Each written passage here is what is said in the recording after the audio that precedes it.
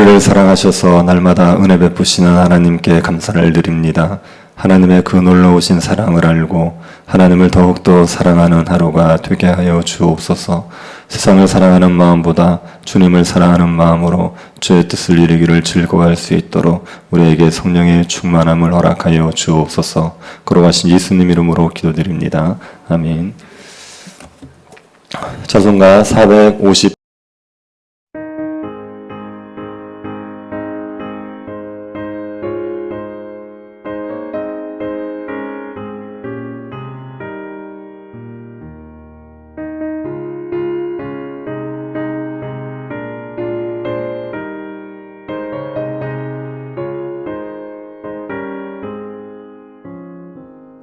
너희 마음에 슬픔이 가득할 때 주가 위로해 주시리라.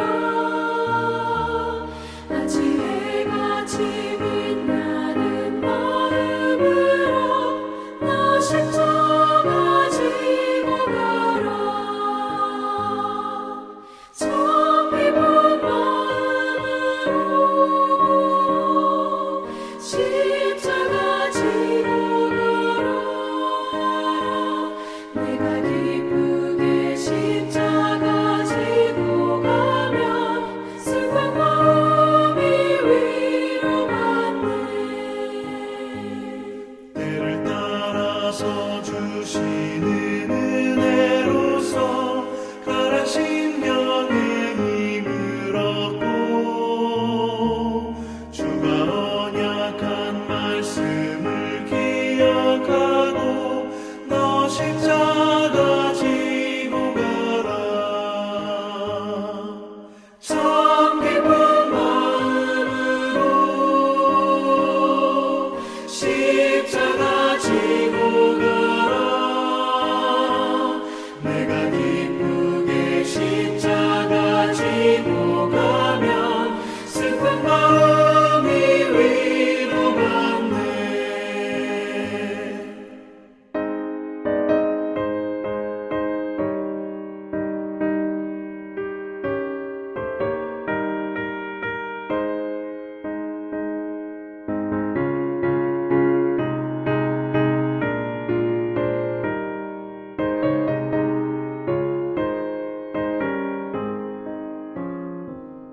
내가 맡은 일 성실히 행할 때에 주님 앞에서 상 받으리. 주가 베푸신 은혜를 감사하며 너 십자가 지고 가라.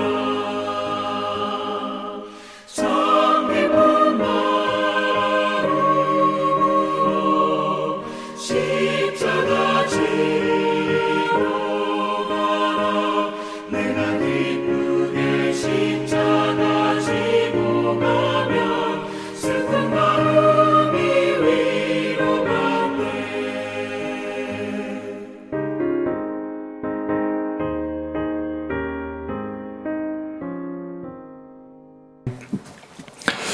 역대하 7장 20절부터 27절 말씀입니다. 역대하 7장 20절부터 27절 말씀입니다. 40절까지가 본문인데 27절까지만 교도하도록 하겠습니다.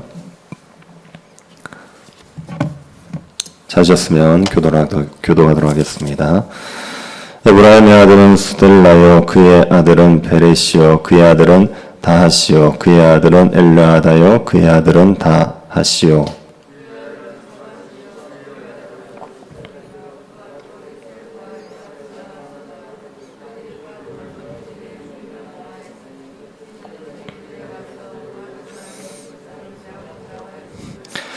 그의 아버지 에브라임이 여러 날 슬퍼함으로 그의 형제가 가서 위로하였더라.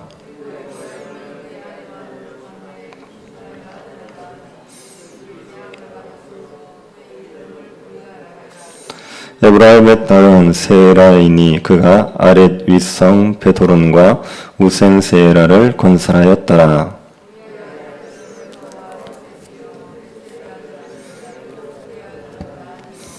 그의 아들은 나단이요 그의 아들은 암미후시요 그의 아들은 엘리사마요 그의 아들은 눈이요 그의 아들은 여호수아이더라. 아멘. 역대상 7장은 이스라엘 지파 중에서 가나안 북부와 중부 지역에 살았던 지파들의 족보입니다. 1에서 5절까지는 이사갈 지파의 족보가 기록되어 있었고 6절부터 12절은 베냐민 지파의 족보가 기록되어 있습니다. 13절이 납달리 지파의 족보고 14절부터 19절은 므낫세 지파의 족보였습니다. 20절부터는 에브라임과 아셀 지파의 족보가 있습니다. 오늘은 에브라임 지파와 아셀 지파의 족보를 한번 살펴보겠습니다. 에브라임은 므낫세와 같이 요셉의 아들이지요. 그래서 에브라임과 므낫세 지파를 합쳐서 요셉 지파 이렇게도 이야기합니다. 에브라임은 므낫세의 동생입니다. 그런데 야곱에게 장자의 축복을 받습니다. 야곱은 므낫세보다 에브라임이 더 번성할 것이라고 했습니다. 야곱의 축복대로 에브라임이 므낫세보다 더 번성하게 됩니다. 그래서 에브라임은 북이스라엘의 대표적인 지파가 됩니다. 호세아 선지자는 북이스라엘을 부를 때 이스라엘 이렇게 부르지 않고 에브라임이라고 부르기도 했습니다. 이 에브라임의 아들이 수델라입니다. 수델라는 에브라임의 장자입니다. 민수기 26장에도 에브라임의 족보가 나오는데 그곳에도 수델라가 장자로 나옵니다. 하지만 수델라 이외의 족보는 역대기와 민수기에 많은 차이가 있습니다. 이런 차이를 다 이해하기는 어렵습니다. 그래서 역대기 기록을 중심으로 에브라임의 족보를 살펴보겠습니다. 20에서 21절을 보시면 에브라임의 아들은 수델라라고 시작해서 수델라의 아들 베렛, 베렛의 아들 다핫 이렇게 해서 8대까지 기록이 되어 있습니다. 그런데 이 족보를 수델라부터 그의 8대 자손까지의 족보로 볼 것이냐 아니면 수델라의 8아들로 볼 것이냐 하는 문제가 있습니다. 우리가 그냥 읽기에는 수델라에부터 시작해서 8대 손까지 기록된 것처럼 보입니다. 그런데 21절 하반절과 22절 때문에 해석이 난해해지는 겁니다. 21절 하반절을 보시면 또 다른 수델라가 나옵니다. 에브라임의 아들 수델라 말고 또 다른 수델라가 나옵니다. 이스라엘 사람들은 조상의 이름을 후손에 붙이는 경우가 있기 때문에 조상과 후손이 이름이 같을 수가 있습니다. 21절에 나오는 수델라가 두 아들을 낳습니다. 21절을 한번 보십시오. 수델라가 낳은 두 아들이 에셀과 엘르앗이라는 아들입니다. 그런데 이 에셀과 엘르앗이 가드 원주민에게 죽임을 당합니다. 가드는 블레셋 지역을 말합니다. 에셀과 엘르앗이 블레셋 지역의 가드에 가서 그들의 짐승을 빼앗으려고 하다가 가드 사람들에게 죽임을 당했습니다. 그로 인해서 에브라임이 슬퍼했다 이렇게 말합니다. 22절을 한번 보시기 바랍니다. 그의 아버지 에브라임이 여러 날 슬퍼함으로 그의 형제가 가서 위로하였더라. 에셀과 엘르앗이 죽은 것으로 아버지 에브라임이 여러 날 슬퍼해서 형제들이 와서 위로해 줬다 이렇게 얘기하지요. 근데 만약에 에셀과 엘르앗이 에브라임의 아들이었던 수델라의 8대 손이라고 해보십시오. 그러면 에브라임이 그때까지 살아 있었다는 이야기 아닙니까? 에브라임이 8대 손을 볼 때까지 살아 있었다. 이렇게 말하기는 어렵습니다. 그래서 수델라 자손으로 나오는 이 사람들은 모두 수델라의 아들로 보는 해석이 있습니다. 수델라가 8명의 아들을 낳은 거죠. 에셀과 엘르앗도 수델라의 아들인 겁니다. 그러면 에브라임은 두 손자를 잃은 것이고 손자를 잃은 슬픔에 빠졌던 것으로 해석이 될 수가 있습니다. 이렇게 해석하자면 이 일은 이스라엘이 가나안 정복 전쟁을 한 이후에 일어난 일이 아니라 애굽에 있을 때 일어난 일로 이해해야 됩니다. 이스라엘이 애굽에 있는 동안 에브라임의 손자들이 가드의 짐승을 빼앗으러 갔던 일로 이해를 해야 되는 겁니다. 이 해석도 모든 의문점을 완전히 해소시켜 주지는 않습니다. 그런데 부족한 대로 이 정도로 이해를 해야 될 것 같습니다. 에브라임이 에셀과 엘르앗을 잃은 슬픔 가운데 있을 때 하나님께서 이 에브라임을 위로해 주십니다. 이게 오늘 본문에서 중요한 내용입니다. 에브라임을 하나님께서 위로해 주시는데 어떤 방식으로 위로해 주십니까? 에브라임이 또 다른 아들을 낳게 해 주셨습니다. 그래서 에브라임이 그 아들의 이름을 부리아 이렇게 지었습니다. 부리아는 슬픔 중에 얻은 자 이런 의미입니다. 에브라임 집에 재앙을 겪었을 때 낳은 아들이기 때문에 슬픔 중에 얻은 자 이런 의미에서 부리아라고 지었습니다. 하나님께서는 에브라임에게 아들을 주심으로 위로해 주신 겁니다. 그리고 또 다른 위로를 주십니다. 24절을 보시기 바랍니다. 에브라임의 딸은 세라이니 그가 아렛 윗성 베드롬과 우센 세라를 건설하였더라. 에브라임의 딸 세라가 있습니다. 그 세라가 아렛 윗성 베드롬과 우센 세라를 건설했습니다. 세라는 여자인데도 성읍을 건설했습니다. 에브라임의 두 손자는 가드 사람의 손에 죽었는데 에브라임의 딸은 성읍을 건축하느라 성공했지요. 이게 에브라임이 하나님의 위로를 받은 겁니다. 그리고 하나님께서 에브라임이 슬픔 중에 낳은 부리아 자손을 번성하게 해줍니다. 부리아는 레바와 레셋 두 아들을 낳습니다. 그리고 레셋의 자손들이 계속 이어집니다. 이 레셋의 자손 중에 우리가 아는 사람이 있습니다. 27절을 보시기 바랍니다. 그의 아들은 눈이요 그의 아들은 여호수아더라. 레셋의 자손 중에 여호수아가 있죠. 하나님께서 슬픔 중에 낳은 부리아의 후손에서 여호수아가 태어나게 해 주신 거죠. 이 또한 하나님께서 에브라임 지파를 위로해 주신 겁니다. 28절부터 29절에서는 요셉 지파가 분배받은 땅이 어디인지를 말해줍니다. 에브라임 지파는 베델과 세겜 같은 곳을 차지합니다. 가나안의 중부 지역을 차지했습니다. 므낫세 지파는 베스안과 무깃도 같은 곳을 차지합니다. 가나안의 북부 지역을 차지했습니다. 30절부터 40절은 이제 아셀 지파의 족보입니다. 아셀은 야곱이 레아의 종 실바를 통해서 얻은 아들입니다. 아셀은 야곱의 8번째 아들입니다. 아셀 족보를 마지막으로 11지파의 족보가 모두 소개되는 겁니다. 8장에 가면 베냐민 지파의 족보가 또다시 나오지만 베냐민 지파 족보는 7장에서 이미 기록되어 있었고 그 기록에 대한 보충이므로 아셀 지파를 끝으로 11지파의 족보가 끝난다고 이해할 수 있습니다. 아셀의 아들은 임나와 이스와 이스위, 부리아 모두 4명입니다. 그리고 세라라는 딸이 있습니다. 30절 하반절 한번 보십시오. 30절 하반절 거기에 보면 그들의 매제는 세라이며 이렇게 되어 있죠. 매제라는 말은 여동생을 뜻하기도 하고 여동생의 남편을 뜻하기도 합니다. 근데 여기서는 여동생을 의미합니다. 그래서 세라는 아셀의 딸인 겁니다. 아셀은 4명의 아들과 1명의 딸을 두었습니다. 그 중에 부리아의 후손이 상세하게 기록되어 있습니다. 부리아는 2 아들을 낳습니다. 헤벨과 말기엘입니다. 말기엘은 아들이 비르사이시라고 기록되어 있는데 헤벨의 족보가 여기에 자세히 기록되어 있습니다. 헤벨은 3명의 아들과 수아라는 1명의 딸을 낳게 됩니다. 33절에서는 헤벨의 장자 야블렛의 아들들이 기록되어 있죠.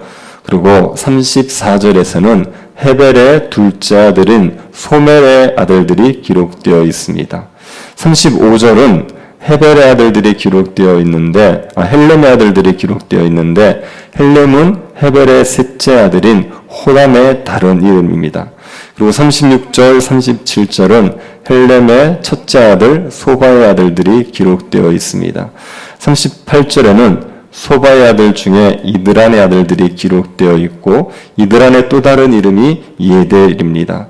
39절을 보시면 울라의 아들들이 기록되어 있습니다. 이 울라는 헤벨의 딸인 수아의 다른 이름으로 보입니다.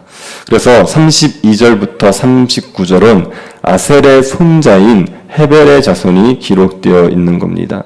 여기에 기록된 사람들은 아셀 지파에서 다 한 가문을 이룬 사람들입니다. 이들은 용감한 용사들이었고 백성의 지도자였습니다. 아셀 지파에서 전쟁에 출전할 수 있는 자의 수요가 26,000명이었다. 그렇게 기록이 마치고 있습니다. 이스라엘 11지파의 족보가 이렇게 기록되어 있다는 말은 하나님께서 이스라엘의 모든 지파를 귀하게 여기시고 회복시키기 원하신다는 의미입니다. 이스라엘 지파 중에서 유다와 베냐민 지파만이 하나님의 백성인 것은 아닙니다. 이스라엘 12지파 모두가 하나님의 백성이죠. 하나님께서 이스라엘을 회복시킬 때 모든 지파들을 다 회복시키는 겁니다. 하나님께서 포로에서 돌아오게 한 백성들 중에 유다와 베냐민 지파가 절대 다수입니다. 그러나 다른 지파들도 섞여 있었을 겁니다. 그래서 이들의 족보도 기록되어 있는 것이요. 포로에서 돌아온 이스라엘 백성들은 큰 슬픔을 당한 사람들입니다. 하나님 앞에 범죄함으로 나라가 망하고 바벨론의 포로 생활을 하던 사람들이니까 큰 슬픔을 당하는 사람들이죠. 이 슬픔 가운데 있는 이스라엘 백성들을 하나님께서는 위로해 주십니다. 그것을 에브라임의 족보를 통해서 말해주고 있는 겁니다.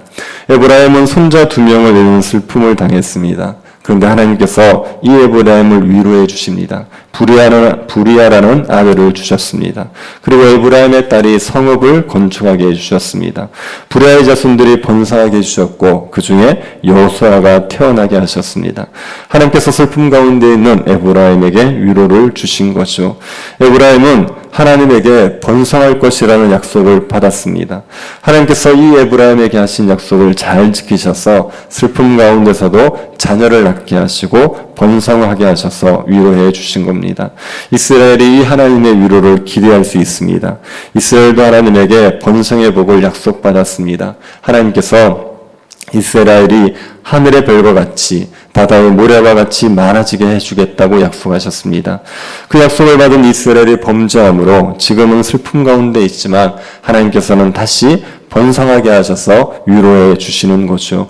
포로에서 돌아온 이스라엘 백성들을 에브라임을 위로하신 하나님께서 위로해 주실 것이다. 이런 소망을 가질 수 있는 겁니다.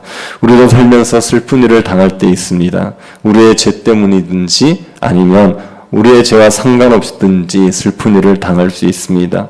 그럴 때 하나님께서 우리를 위로해 주십니다. 우리에게 약속하신 복을 누릴 수 있게 하심으로 우리의 슬픔이 변하여 기쁨이 되게 해 주십니다. 우리를 위로하시는 하나님에게 소망을 둘 수 있기 바랍니다. 지금 슬픔 가운데 있더라도 하나님께서 우리를 위로해 주실 것을 믿고 소망을 잃지 마시기 바랍니다. 슬픔 가운데서도 우리의 슬픔이 변하게 하시고 기쁨이 되게 하실 하나님을 의지함으로 위로 가운데서 살아가는 주의 백성들이 될 수 있기를 간절히 바랍니다. 자비하신 하나님, 우리를 위로하여 주셔서 감사드립니다. 뜻따라 감당할 수 없는 어려움, 또 눈물의 골짜기를 지날 때 주님이 우리의 위로가 되어 주셔서 슬픔이 변하여 기쁨이 되게 하심을 감사드립니다. 우리를 위로하시는 하나님을 잊어버리지 않게 하여 주시고 슬픔 가운데서도 하나님께 소망을 두고 하나님만을 의지하며 살아가는 백성들이 되게 하여 주옵소서. 걸어가신 예수님 이름으로 기도드립니다. 아멘. 하늘에 계신 우리 아버지여, 이름이 거룩히 여김을 받으시오며 나라의 임하옵시며 뜻이 하늘에서 이룬 것 같이 땅에서도 이루어지이다. 오늘날 우리에게 일용할 양식을 주옵시고 우리가 우리에게 죄 지은 자를 사하여 준 것 같이 우리 죄를 사하여 주옵시고 우리를 시험에 들게 하지 마옵시고 다만 악에서 구하옵소서. 대개 나라와 권세와 영광이 아버지께 영원히 있사옵나이다. 아멘. 슬픔 가운데 있는 성도들을 주님께서 위로하여 주시기를 기도해 주시고 주일학교를 위해서 기도해 주시고 그리고 새 교회당 건축을 위해서 기도해 주시고 개인적으로 기도하시기 바랍니다.